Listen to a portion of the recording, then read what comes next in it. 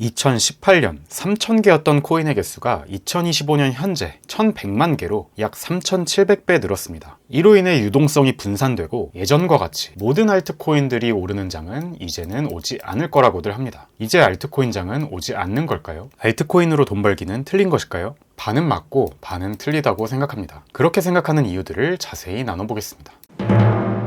오늘은 비트코인 전망을 인트로에서 짧게 정리하고 알트코인 이야기에 더 집중해 보겠습니다. 비트코인은 지난 1월 저점인 89K, 조금 위 또는 조금 아래에서 저점이 형성될 가능성이 높다고 보는 관점 여전히 동일합니다. 자세한 이유는 시간 관계상 지난 영상을 참고해 주시면 감사하겠습니다. 그럼 바로 여러분들이 궁금해하실 알트코인 이야기로 넘어가 보겠습니다. 늘어난 알트코인 개수로 인해 유동성이 분산되어 예전보다 전반적인 펌핑력이 낮을 것이다 라는 주장은 맞다고 생각합니다. 지극히 상식적인 이야기라고 생각합니다. 전 세계에 풀려있는 돈, 즉 유동성이 특별히 늘어나는 것이 아니라면 더욱 그럴 것이고요. 특히 현재 미국의 경우 인플레이션을 가장 경계하고 있기 때문에 돈을 무작정 풀 수 없습니다. 코로나 때처럼 경기 침체로 자산시장이 폭락하고 기업이 도산하는 그레이트 리셋이 발생하지 않는다면 유동성 또한 그때만큼 급격하게 풀리지는 않을 것이라고 생각됩니다. 즉, 알트코인 개수가 늘어나는 점은 분명 부정적인 요인을 가지고 있습니다. 그러나 알트코인의 개수가 늘어났다는 사실에서 긍정적인 요소 또한 있다고 생각하고 있습니다. 먼저 비트코인 도미넌스 차트입니다. 2017년과 2021년을 비교해보면 비트코인 도미넌스의 고점이 더 낮아졌다는 사실을 알 수 있습니다. 왜 그랬을까요? 네, 바로 알트코인 개수가 많아지면서 비트코인의 유동성을 알트코인들이 가져갔기 때문입니다. 그렇다면 2025년은 어떨까요? 앞선 챕터에서 현재는 지난 상승장 때보다 더 많아진 알트코인들이 비트코인의 유동성을 빼앗아가고 있다고 말했습니다. 그것을 여기에 적용해 본다면 2025년 비트코인 도미넌스의 고점은 2021년의 고점보다 낮은 자리에서 형성이 될 확률이 높겠죠. 그렇다면 좀 더 구체적으로 고점이 될 만한 후보군은 어디일까요? 다시 과거 사례를 잠깐 보겠습니다. 2021년의 고점도 2017년 도미넌스가 하락하는 중에 중간 변곡점이 되었던 자리까지 올라갔다가 내려가며 알트장이 시작되었다는 사실을 고려할 때 2025년의 고점도 2021년에 비트코인 도미넌스가 쭉 내려가는 중 변곡점이 되었던 자리에서 형성될 가능성이 높다라고 생각해 볼 수 있겠죠. 그렇게 봤을 때 우리는 이미 그 고점 부근을 찍고 있고 여기서 고점이 이미 나왔거나 한 번 더 오르더라도 그것이 거의 마지막일 수 있겠다라고 추측해 볼 수 있겠죠. 그 말은 알트코인장이 시작될 만한 상황을 현재 만들고 있다는 것을 의미할 겁니다. 물론 이 추정의 전제 또한 다른 상황들은 변하지 않았다는 것을 가정한 것입니다. 예를 들어 사람들의 인식이 영구적으로 비트코인만 선호하는 쪽으로 변했거나 비트코인 현물 ETF 출시 이후 기관과 정부, 은행들이 진입하면서 비트코인만 매수를 해나가는 상황이 지속된다면 도미넌스의 고점도 좀 더 높아질 수는 있겠죠. 하지만 앞선 챕터에서 알트의 개수가 많아진 것이 부정적인 소식이다 라고 해석했던 것도 다른 상황들은 변하지 않았다 라고 가정한 추정이었던 만큼 비트코인 도미넌스를 생각할 때에도 다른 가능성들은 일단 제외한 기본 시나리오를 상정해보자는 이야기입니다. 정리하면 알트코인 개수가 늘었다는 사실, 그로 인해 비트코인의 도미넌스를 일부 빼앗아 간다는 가정하에 우리는 비트코인 도미넌스의 고점 또한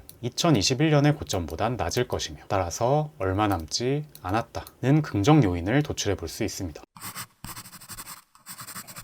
오늘은 앞선 내용 외에 아직 사람들이 잘 얘기하진 않지만 제 경험을 토대로 고민해 보는데 꽤 중요한 부분 또한 한 가지 공유드리고자 합니다. 알트코인의 개수가 코인마켓캡에서 추적하는 것만 1100만 개, 솔라나 기반 밈코인들까지 전부 다 합치면 그보다 훨씬 더 많다고 합니다. 그런데 그중 대부분은 방금 말씀드린 것처럼 솔라나 기반의 밈코인들입니다. 밈코인은 누구나 쉽게 발행할 수 있고 대부분의 시총은 개발자가 가지고 있습니다. 그리고 바로 다음에 말씀드릴 부분이 더 중요하다고 보는데 이러한 밈코인들의 대부분은 일반인들이 거래하기에 무척 복잡하고 어렵습니다. 우리가 의미 있다고 보는 개인 투자자들이라 함은 코인 시장에 신규 진입한 투자자들입니다. 이 사람들은 이제 막 국내 중앙화 거래소, 즉 업비트나 빗썸을 쓰는 법을 익히고 있는 사람들입니다. 해외 중앙화 거래소인 바이낸스까지 코인을 옮기는 것도 아직 익숙치 않은 사람들이 보통은 나중에 하락장이 되어서야 현물로 돈을 잃고 숏이나 쳐봐야겠다 하면서 선물 거래소를 이용하기 시작합니다. 그런데 앞서 본 1100만 개 가까운 코인들, 특히 몇십 배, 몇백 배 오르는 그런 밈코인들을 거래하려면 탈중앙화 거래소, 즉 즉 덱스로 돈을 옮겨야 하고 사용법을 또 배워야 합니다. 이건 저도 귀찮아서 잘 안 하는 방법이에요. 그러니까 신규 코인 투자자가 몇 년간 개수가 폭발적으로 늘어났다고 하는 그 밈코인에 투자하는 데에는 현실적으로 심리적인 장벽이 존재하고 있다는 이야기이고, 이 말은 유동성이 분산될 수는 있지만 분산되는데 분명히 한계가 있을 거라는 이야기입니다. 즉 코인이 3,000개에서 1,100만 개로 늘어난 것은 분명 안 좋은 소식이지만 그 영향이 숫자 그대로 3,700배는 아닐 것이다. 그리고 그보다 훨씬 더 작을 것이다 라는 것이 저의 추론입니다.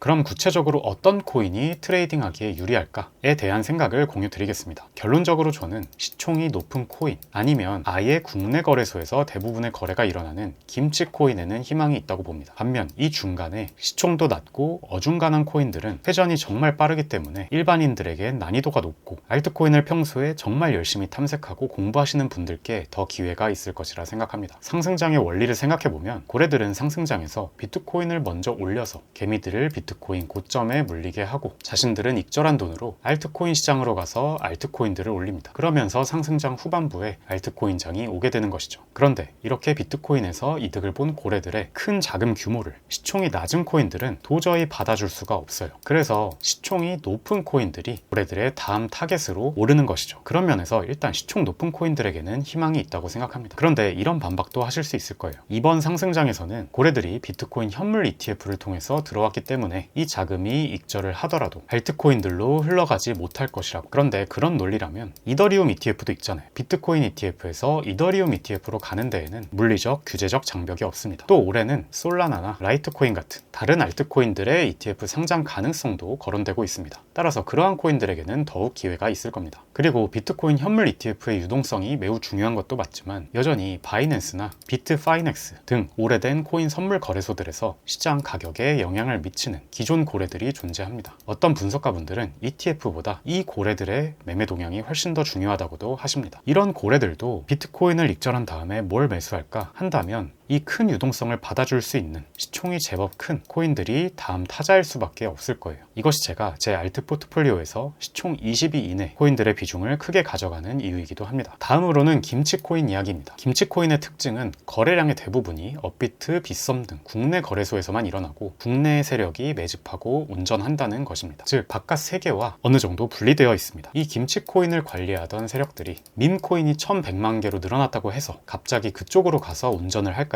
아니란 거죠. 즉 김치코인을 운전하던 세력들은 그 유동성이 다른 쪽으로 분산되지 않을 거라는 거고, 이 세력들은 이번 상승장을 마지막으로 다 팔고 엑싯을 하고 싶어 하든 아니면 다음 장에서도 계속해서 펌프 앤 덤프를 하고 싶어 하든 어쨌든 이번 장 안에 한 번은 매도하기 위해서 개미들을 꼬셔야 하고, 그러기 위해서는 펌핑할 유인이 유지될 것이다 라는 것이 제 생각입니다. 그래서 저는 매일매일 많은 시간과 노력을 들여서 신규 생성되는 코인들을 모니터링할 것이 아니라 일반적인 알트 현물 트레이딩을 하고 싶은 투자자라면 차라리 이러한 김치코인에도 가능성이 있다고 생각하고 있고, 이에 제 포트폴리오에도 일부 편입하고 있습니다.